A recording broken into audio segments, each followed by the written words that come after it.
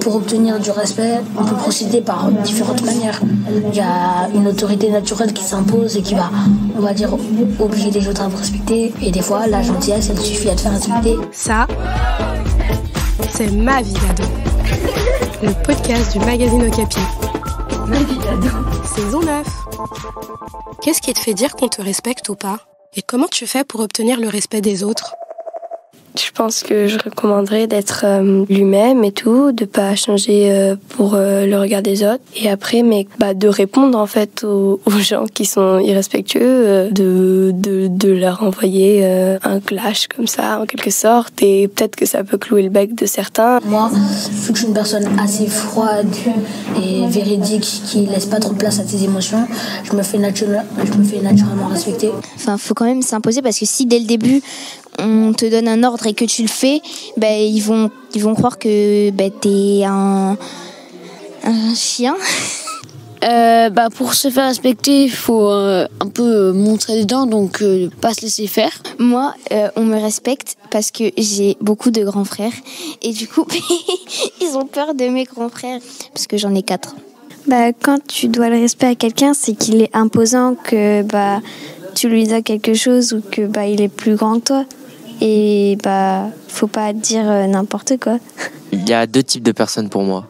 Ceux qui se font écraser et ceux qui écrasent. Soit tu es celui qui écrase, que tout le monde respecte, soit tu essaies de te faire tout petit. Il faut que tu mettes des bases avec la personne qui te respecte pas. Il faut que tu prennes un ton assez imposant devant lui, ouais. Et que tu lui dis, bon, j'arrête de me parler comme ça de suite en fait, sinon ça va pas le faire. Pour obtenir le respect, juste moi je suis froide avec tout le monde. Genre comme ça, les gens, ils pensent pas qu'ils prennent pas trop la confiance. Le conseil que je peux donner à quelqu'un qui se fait pas respecter, c'est de faire peur aux gens. Pour moi, faut taper les gens. Quand tu vois quelqu'un qui parle bien et qui est juste intelligent et qui est d'une grande gentillesse, moi ça me suffit juste pour le respect.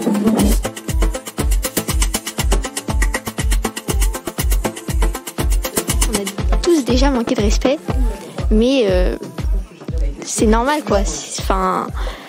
Quelquefois c'est par colère, par tristesse, par émotion. Quelquefois c'est juste pour se protéger. À qui j'ai manqué de respect? Mon frère et encore mon frère. Oui, j'ai déjà manqué de respect à ma mère parce qu'en fait elle m'a dit va faire le ménage parce qu'elle était malade.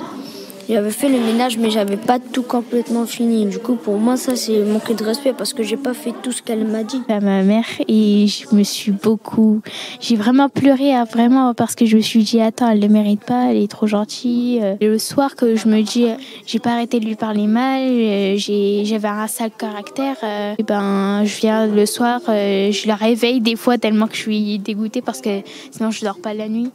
Et pour m'excuser, je lui fais un petit cadeau. En fait, j'ai déjà manqué de respect, mais sans le faire exprès. La plupart du temps, quand je manque de respect, c'est quand je suis vraiment énervée, que je suis fatiguée, que je suis pas bien, etc. Et après, ça vexe des gens, ça vexe des personnes. Et après, moi, je me sens grave coupable. Je me dis, mais qu'est-ce que j'ai fait? Après, je me sens hyper triste et je me dis, mais, je suis bête, pourquoi j'ai dit ça? Voilà. Après, je regrette d'avoir fait ça. Je vais prendre l'exemple des profs parce qu'il y en a qui se vont pas respecter. Par exemple, notre prof de français, il parle, mais tout le monde parle sur lui. Il y a même des gens qui l'insultent en cours et il fait rien. Aussi en 6e, il y avait un prof qui faisait rien en cours et du coup tout le monde mettait de la musique, mangeait. Il y avait des profs qui me faisaient des vannes pas très habiles. Alors ça peut être sur moi mais sur d'autres gens aussi. Par exemple sur oh là là, vous êtes amoureux et tout, alors que c'est des personnes qui avaient déjà été ensemble et donc c'était un sujet un peu délicat ou l'une justement qui était amoureuse de l'autre. C'est des fois je pense que les profs ils sont pas très habiles quand ils font ce genre de blagues. En fait, ils nous demandent pas mal de respect les profs et c'est totalement normal, mais je pense que des fois ils pourraient en faire un peu plus preuve à notre égard aussi. Moi, j'ai déjà manqué de respect, mais c'est parce que en fait, moi j'aime pas l'injustice et avec des profs, ça m'est arrivé d'avoir de l'injustice. Et du coup, j'ai répondu et j'ai manqué de respect. Mes parents, ils sont tellement énervants que des fois il faut qu'ils comprennent que ce qu'ils disent, ça peut être blessant ou pas gentil, voilà, et que du coup peut-être en haussant le ton, en essayant de s'expliquer, même si c'est, je sais pas, un peu insolent, vaut mieux le faire que de laisser passer. Ouais, on m'a déjà manqué de respect. En fait, c'était une vieille. Je passais en vélo, j'étais sur le passage piéton, j'avance. Elle me dit le vélo c'est sur le passage piéton, petit con. Et moi j'ai répondu ferme ta gueule, sale vieille. Les gens de notre classe, ils se sont amusés à nous traiter de PUTE, parce qu'en fait on avait, avec une camarade, on portait des leggings. Et après c'était pour le sport. Par exemple, quand on parle à quelqu'un depuis longtemps, etc. Et d'un coup, on t'ignore, d'un coup, comme ça. Je trouve que c'est pas trop respectueux, quoi. Truc genre quand on manque de respect, et genre quand on parle de la famille. Genre, tu sais, des fois, genre on peut lâcher des ouais, ta mère, des mecs comme ça pour rigoler et tout, tu captes. Mais t'as des gens, genre, tu rigoles même pas avec eux, ça insulte ta famille et tout. Hier, il y a une amie à moi qui m'a un peu manqué de respect. Elle a parlé derrière mon dos plusieurs fois. Et du coup, j'ai voulu lui parler de manière mature, hein. Voilà quoi, c'est parti en dispute et personne respectait personne. Et ce que je recommanderais à quelqu'un qui me manque de respect, c'est d'avoir confiance en lui. Je lui recommanderais plutôt de parler avec les bonnes personnes. Le mieux, c'est de s'intégrer avec tout le monde, de pas faire des choses bizarres ou dire des choses bizarres. Ouais, voilà, faut pas être gênant, essayer de faire le rigolo. Le mieux, c'est d'être gentil, d'imposer ses règles et de pas se laisser marcher dessus. Essayer d'être de se faire le plus d'amis possible, essayer de parler un peu à tout le monde et de pas se battre, de pas être trop bizarre en fait. Ouais. Et si c'est notre nature, arrêtez d'être naturel. Moi personnellement, je lui recommanderais de garder son calme, de pas être nerveux et de savoir rester zen.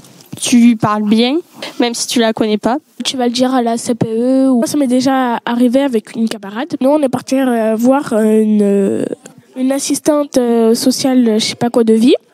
Et genre, du coup, elle est intervenue dans notre classe. Et puis, en fait, elle a arrangé les problèmes. Je te recommanderais justement du coup de se foutre un peu de la vie des autres. Avant moi justement j'étais à l'écoute de tout le monde, tout ce qu'on me disait sur moi, tout l'irrespect qu'on disait sur moi, ça me choquait un petit peu, etc. Et au fur et à mesure du temps je me suis dit que en fait je m'en fous un peu de la vie des autres. Moi je vis ma vie de mon côté. En fait je veux dire c'est pas eux qui sont ta vie, tu vois. C'est pas eux qui doivent te juger, c'est toi-même qui as le droit de te juger. Personne d'autre a le droit de te juger. Hey Capi, maintenant c'est oh Capi. 1, 2, 3. Wow, Merci d'écouter Ma vie d'ado. Ma vie d'ado, c'est le podcast d'Ocapi, le magazine des collégiens. Un épisode tous les 15 jours dans tes oreilles, toute l'année, sur Spotify, Deezer, iTunes et toutes les plateformes de podcast. Et sur le site du magazine Okapi. Juste pour dire que je suis heureuse et je vous souhaite tout le bonheur du monde. Bye. Un podcast Bayard Jeunesse.